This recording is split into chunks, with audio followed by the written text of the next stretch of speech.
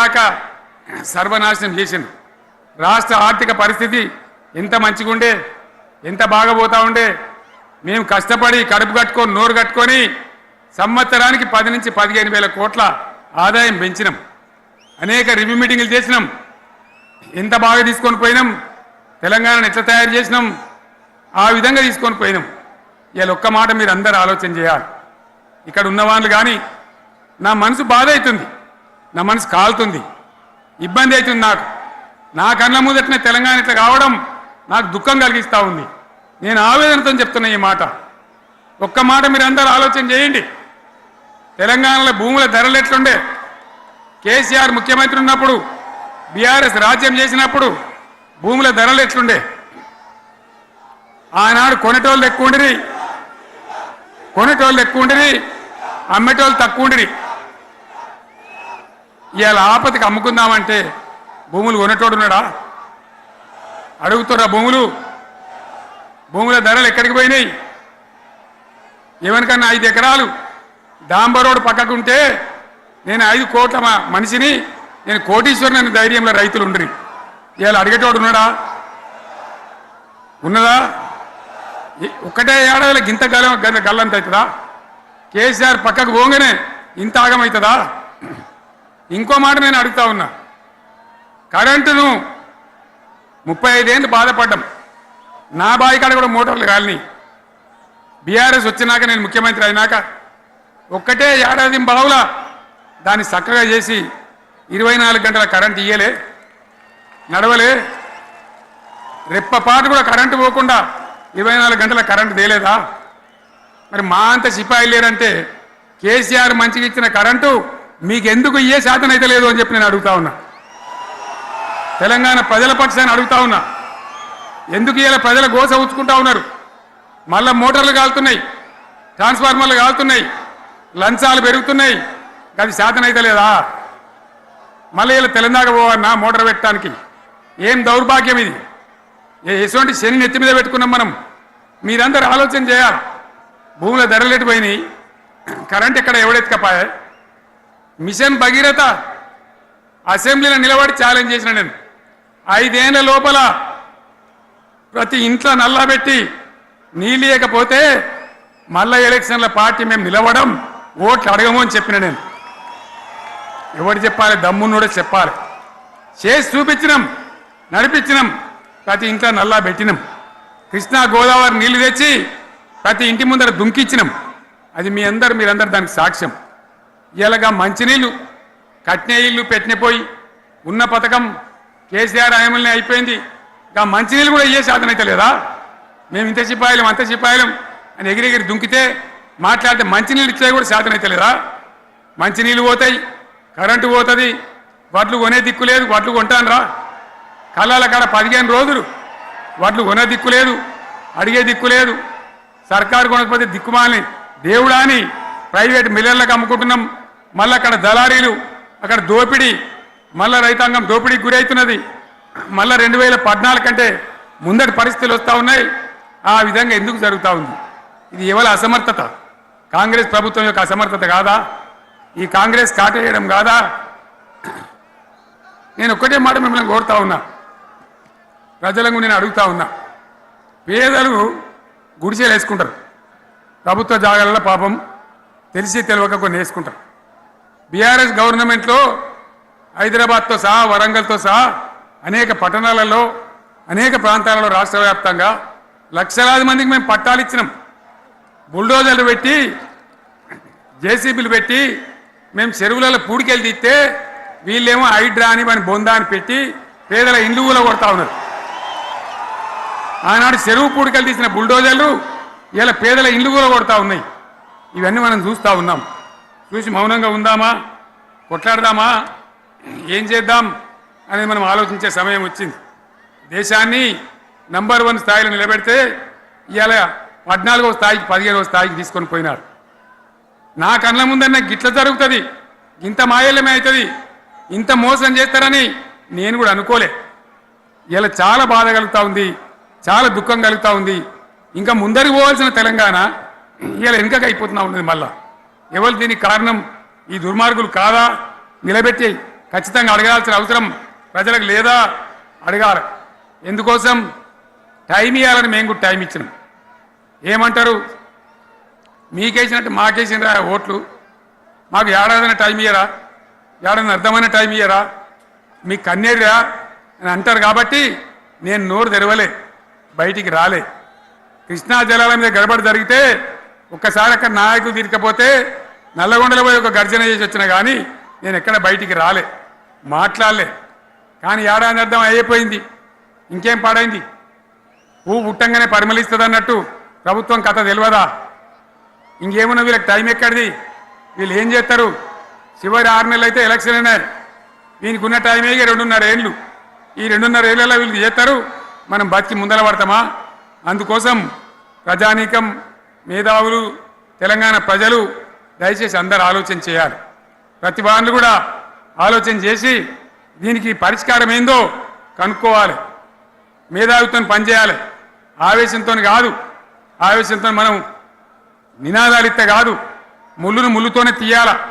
యాడ ఒడగొట్టుకున్నామో గాన్నే వెతకాలి, ఎక్కడ జారిపోయిందో ఆన్నే మళ్ళీ దొరకబట్టాలి. ఆ నైపుణ్యం, ఆ స్థాయి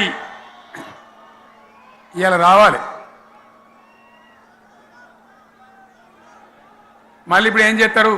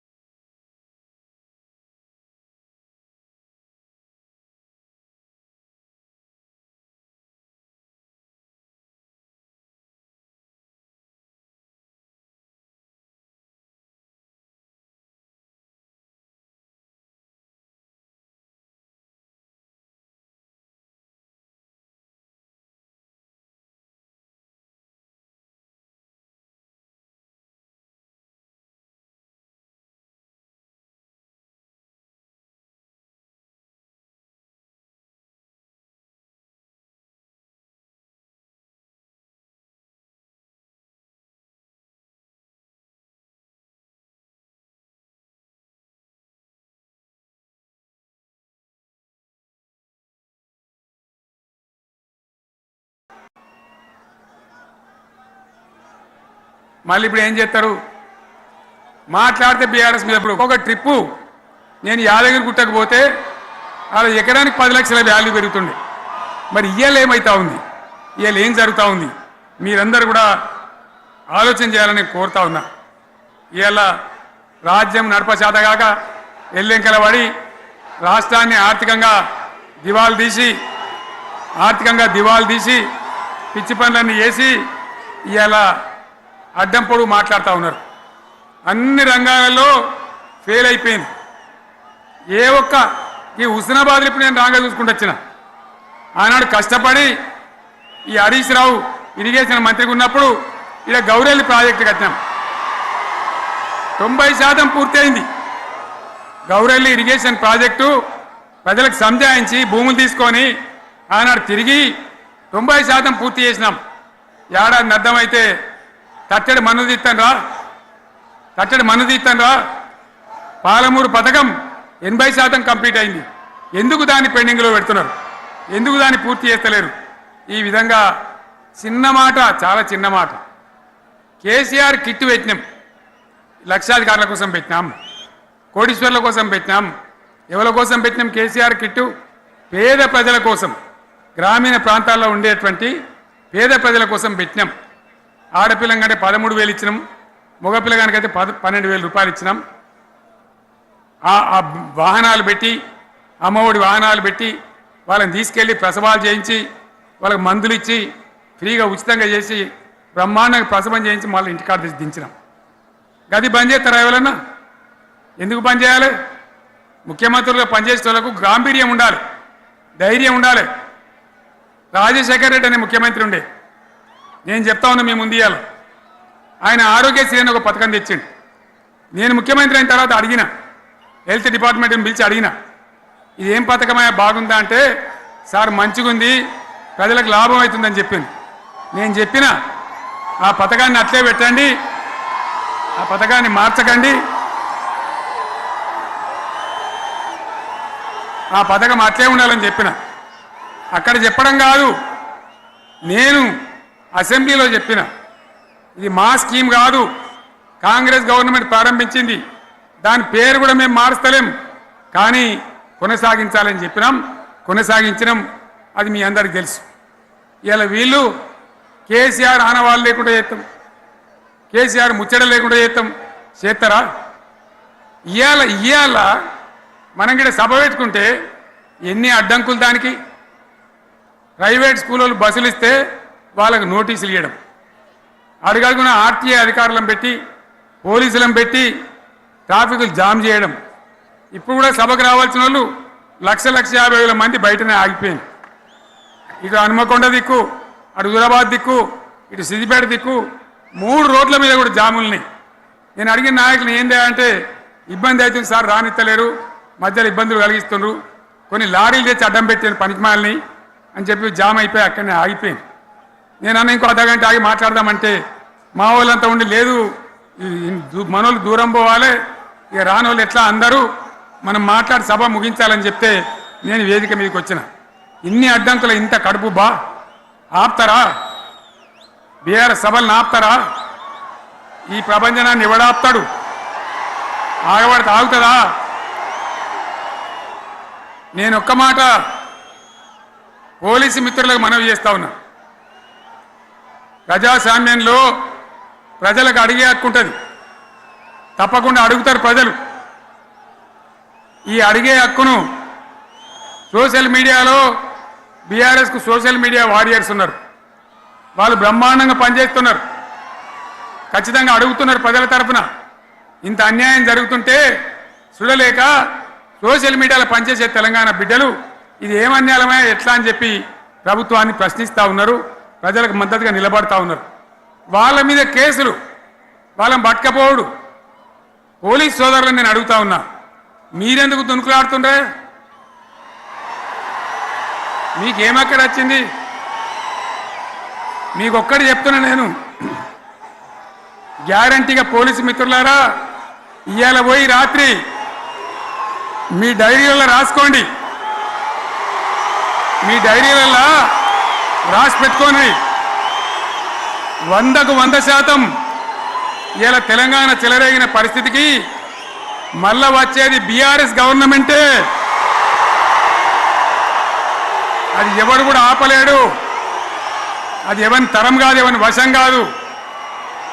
మీకు తెలియదా? మీరు పోలీసు ఉద్యోగాలు చేస్తున్నారు, మీరు చదువుకోలేదా? మీకు కూడా విజ్ఞానం ఉంది కదా? వీళ్ళు దొంగ వాగ్దానాలు చేయలేదా? ప్రజలను మోసం చేయలేదా? ప్రజాస్వామ్యంలో ప్రజలకు అడిగే హక్కు లేదా? మీరెందుకు కేసులు పెడుతున్నారు? నాకు అర్థం కాదు. మీరెందుకు దునుకులాడుతున్నారు? మీరెందుకు బలైతారు? రేపు మీకు రాజకీయాలు ఎందుకు? మీ డ్యూటీ మీరు చేయండి. మేము బీఆర్ఎస్ ఎప్పుడు శాసనాన్ని ఉల్లంఘించాం, చట్టాలను ఉల్లంఘించాం. అయినా నేను ఒక్క మాట మళ్ళీ చెప్తా ఉన్నా, మీకు ఆల్రెడీ చెప్తా ఉన్నారు పార్టీ నుంచి, ఎక్కడ ఎవరిని మీ మీద అన్యాయం కేసులు పెట్టినా మన టీఆర్ఎస్ లీగల్ సెల్ వీరులు ఉన్నారు, మీరు భయపడే అవసరం లేదు. న్యాయస్థానాలని అక్కడ పోరాటం చేద్దాం. మీకు అండగా కేసీఆర్ ఉంటాడు, బీఆర్ఎస్ ఉంటుంది, అందరం ఉంటాం. ఇక ఈడికెళ్ళి నేను కూడా ఊకోను, నేను బయలుదేరుతా. యాందాకైనా మంచిదే. ఎవరెవరి సంగతి ఏందో, ఎవరైనా లెక్కేందో అన్ని కూడా లెక్కలు తీద్దామని మనవి చేస్తా ఉన్నా. ఈ రకంగా మనం ముందుకు పోవాలి. ఒక్క మాటలను ఉన్నదా? ఇవాళ ఈ ప్రభుత్వం, ఈ కాంగ్రెస్ నయవంచక ప్రభుత్వం సంక్షేమంలో ఫెయిల్, మంచినీళ్ళలో ఫెయిల్, పొలాలకు నీళ్ళు ఇవ్వడంలో, సాగునీళ్ళలో ఫెయిల్, కరెంటు సరఫరాలో ఫెయిల్, రైతు బంధులో ఫెయిల్, విత్తనాలు ఎరువులు సరఫరాలో ఫెయిలేనా? ధాన్యం కొనుగోళ్లలో ఫెయిల్, పల్లెలు పట్టణాల అభివృద్ధిలో ఫెయిల్, భూముల ధరలు పెంచడంలో ఫెయిల్. మరి దేంట్లో పాస్ అయిండు? ఎటుపడితే అటు ఒర్రుడు, దేవుళ్ళ మీద ఒట్లు పెట్టుడు, అబద్ధ వాగ్దానాలు చేసుడు.